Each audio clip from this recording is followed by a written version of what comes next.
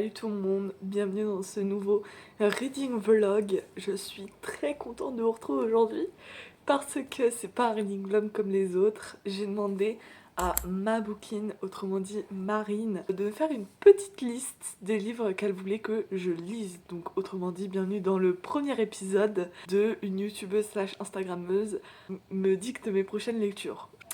Donc, elle m'a fait une petite liste de 4 livres. En premier, j'ai choisi de lire Dans son silence. Donc ça, c'est la version française.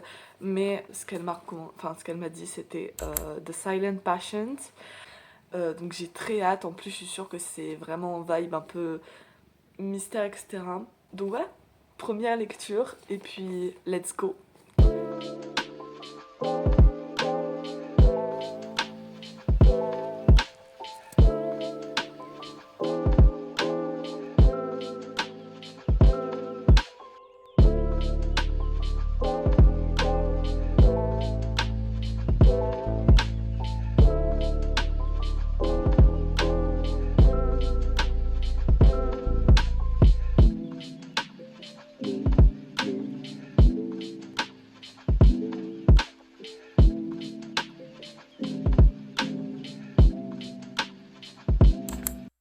Je viens de dépasser la centaine de pages. Je suis au chapitre 5 à la page 109. Merci Marine, parce que je suis déjà accro à un point inimaginable. L'écriture, elle est incroyable. L'ambiance, le mystère, les gars, la tension qu'on ressent, elle est palpable. J'ai juste envie de continuer et de savoir la suite de cette histoire. En plus, ce matin, je l'ai lu en me faisant un petit marathon des threads d'horreur de Squeezie. Donc j'étais vraiment à fond dans l'ambiance et tout. Et c'est ce qu'il me fallait exactement actuellement. Un livre auquel je reste attachée comme une folle. Je meurs d'envie de savoir la suite et puis je vais continuer à lire sans plus tarder.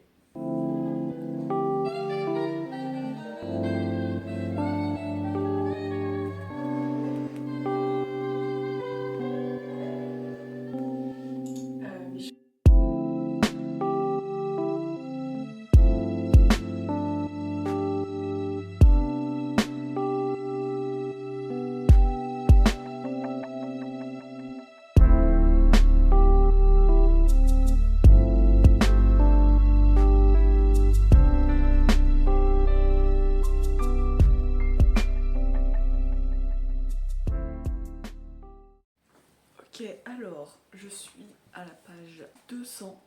Clairement, je suis à la moitié. J'en apprends beaucoup plus que ce à quoi je m'attendais.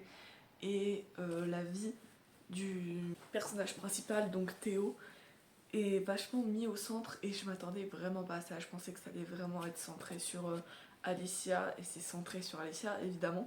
Mais il y a aussi toute la vie de Théo à côté. Et c'est hyper intéressant de voir aussi sa psychologie à lui et son passé et son histoire. Mais ça se lit super vite, les chapitres sont super courts et ça c'est vachement cool. Mais là en fait j'ai tellement envie d'avoir des réponses que ça me frustre parce que j'avance pas assez vite dans le livre. Là on est limite vraiment sur genre une enquête. C'est un mélange entre un livre hyper psychologique et en même temps avec un côté philosophique de malade et avec quand même une enquête menée par une enquête entre guillemets menée par un psychothérapeute. Donc il y a vraiment toute cette dimension enquête psychologie mais avec une écriture et un sens, une morale hyper philosophique. Et vraiment ce livre est hyper spécial et hyper bien fait, hyper bien écrit, hyper bien construit dans ce sens là. Du coup j'ai vraiment trop hâte de savoir la suite. Là je sens c'est la moitié, je sens que la deuxième moitié elle va être passionnante encore plus. Donc voilà, je me dis qu'il me reste plus que ça, genre en ça il peut se passer beaucoup de choses, en ça il peut y avoir beaucoup de révélations. Je vais continuer à lire et puis on se retrouve sûrement demain pour être honnête.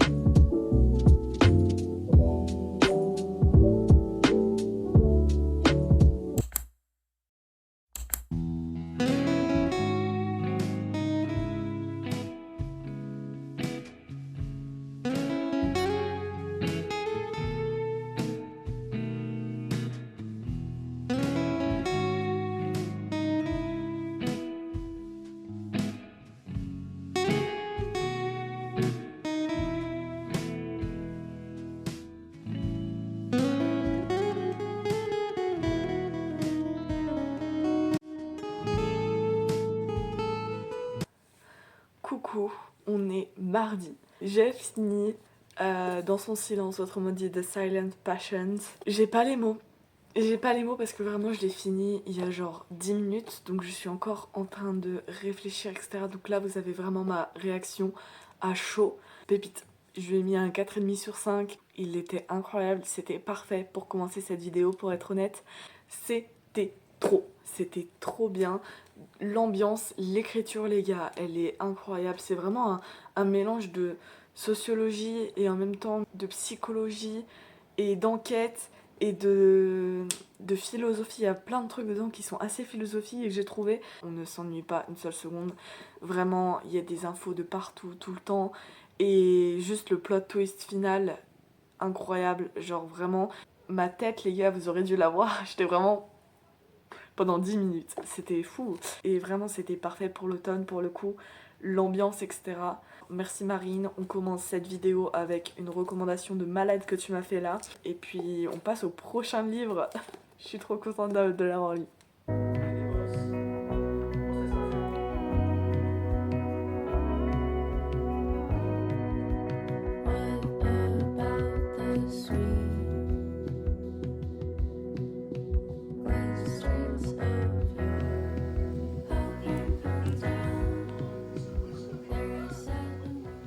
Nouvelle recommandation de Marine qui est The Way I Used to Be. Je ne l'ai pas en papier mais je l'ai sur ma Kindle et sur mon portable. Je dois en être à peu près 12-15%, quelque chose comme ça. Dès le début, vraiment c'est assez touchant, etc. Là, j'aime la manière dont elle a décidé de genre se relever et de changer de vie entre guillemets. Je suis archi contente pour elle, le fait qu'elle move on, le fait qu'elle essaie des nouveaux trucs et tout.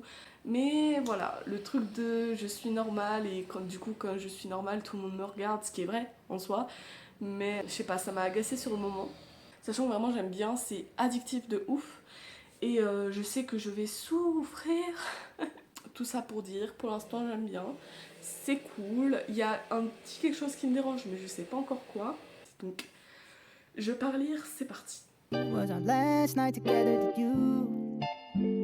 I didn't know today was a day I was gonna say goodbye to you. Do you know that I love you? Know that I want you to stay. I didn't know today was a day I was gonna say goodbye to you. Oh yeah, when you were laying on my chest I didn't know.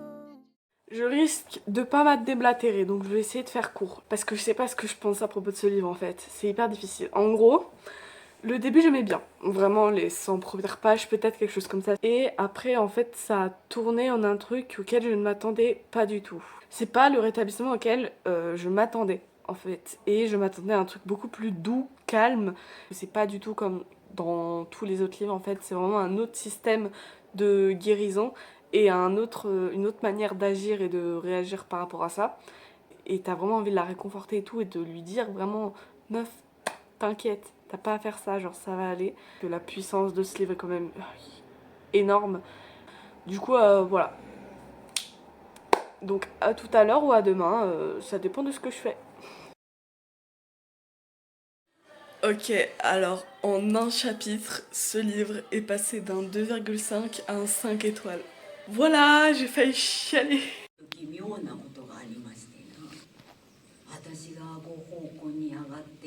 read and a vlog coming to this channel after this video. In this stack.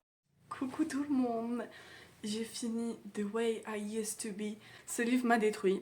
C'est un 5 étoiles sur 5. Ma meilleure lecture du mois. J'ai vraiment juste pas les mots, faut que je m'en remette là depuis ce matin. Je fais que penser à ça. Et j'étais juste accro et la fin c'est lu super vite ce livre, c'est lu super vite tellement c'est addictif et en même temps ça te brise. Et puis la fin, un plaisir. Je pensais que quelque part j'allais peut-être être déçue par la fin, que la fin allait être trop simple ou je sais pas. Vraiment c'est la fin parfaite, idéale, c'est tout ce que je voulais, c'est tout ce que je demandais. J'ai hâte de lire le tome 2, c'est vraiment je veux lire le tome 2. Le livre en entier est juste incroyable, les messages transmis et vraiment ce livre est unique, c'est-à-dire qu'il y en a des livres sur les agressions sexuelles où un personnage est agressé sexuellement, etc. Mais ce livre-là, il est vraiment unique dans la méthode de guérison, dans ce qui se passe dans la vie du personnage, dans ouais, dans sa manière de gérer tout ça en fait, et dans le process et son évolution juste, c'est vraiment unique.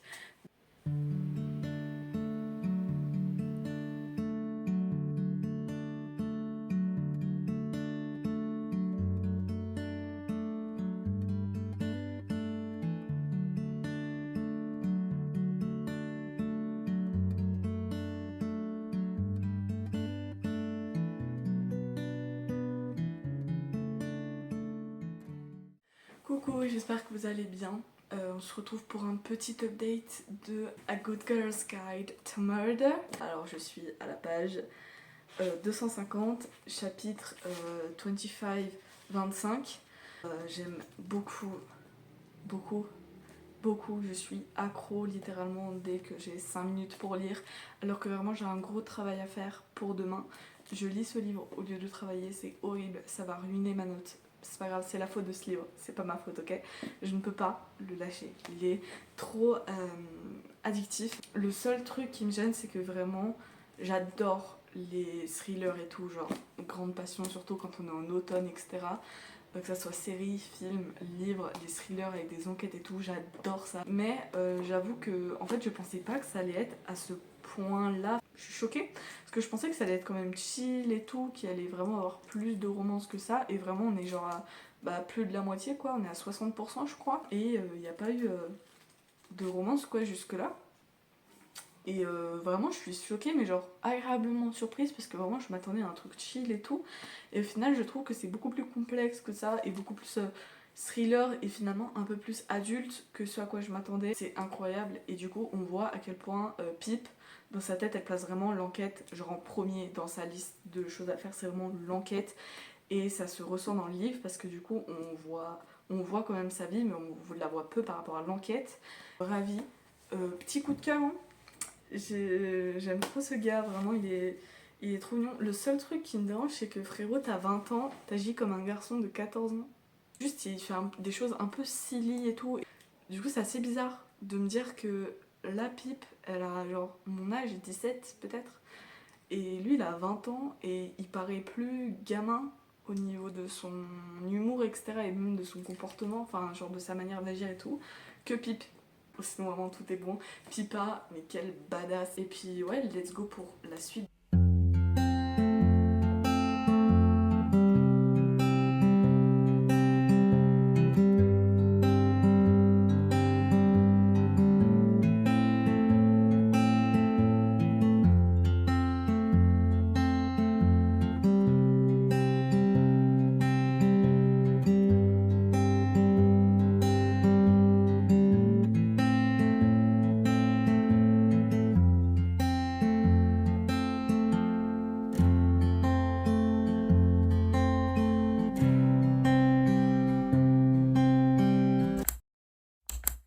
C'est bien ce à quoi vous vous attendez. J'ai fini A Good Girl's Guide to Murder.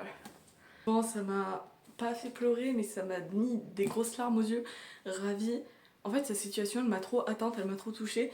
Et genre, mon cœur, cet homme, mais mon amour, genre, il est trop adorable. Je l'aime, il a tout le temps été là pour Pipa et tout. J'aime trop. Et la fin, genre, c'est une fin, t'es là, ok, mais maintenant je veux savoir c'est quoi la suite. J'ai trop kiffé. C'était trop bien. Donc je lui ai mis un 4,25. Voilà, lisez-le si c'est toujours pas fait. Donc vraiment il y a eu beaucoup plus d'enquêtes que ce à quoi j'étais préparée. C'est juste trop bien en plus pour l'automne, c'est parfait. Le mood et tout. Merci beaucoup Marine encore pour cette lecture de dingue. Et puis on est go pour la 4e et dernière lecture qui va me tuer.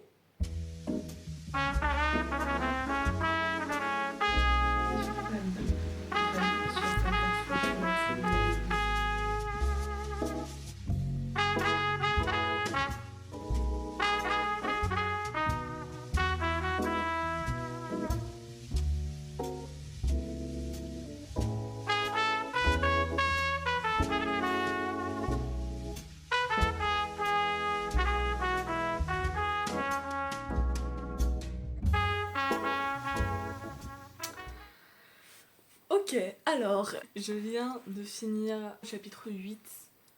de You'd Be Harmed Now. Alors oui, je vous ai pas dit le prochain livre, mais du coup vous avez bien deviné que c'était celui-là que Marine m'avait conseillé.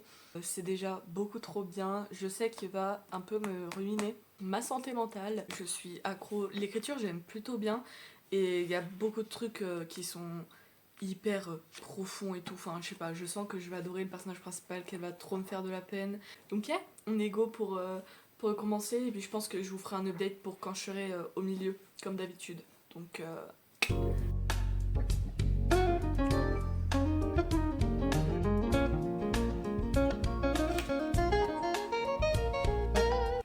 coucou tout le monde!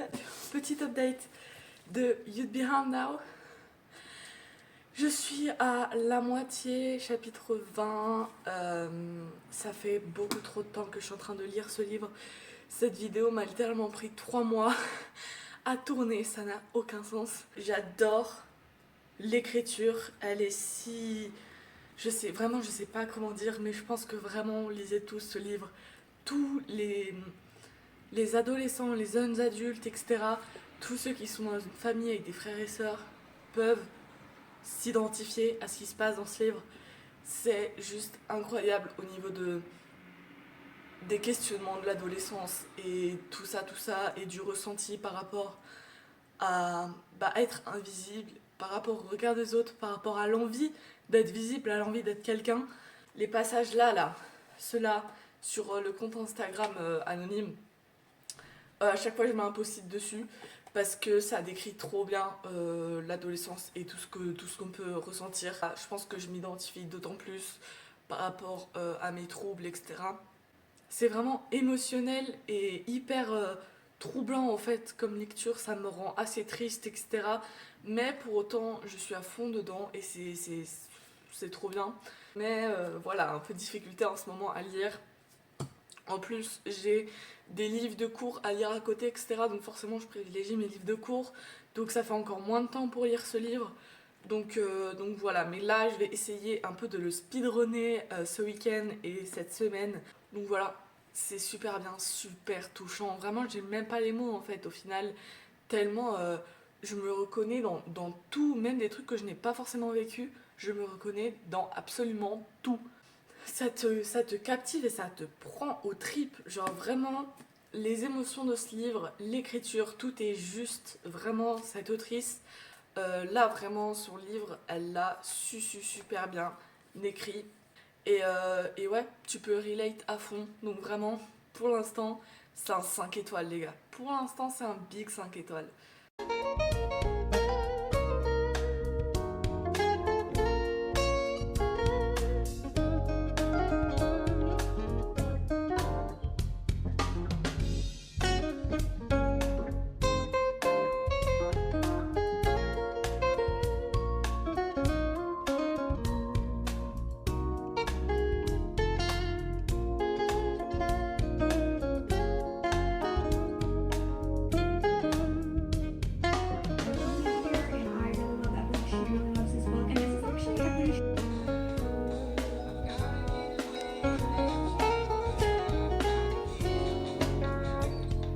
Alors, hier, j'ai avancé dans You'd Be Harmed Now. J'ai lu 10% et après j'ai dû faire une pause. Je crois que je suis genre à 70%.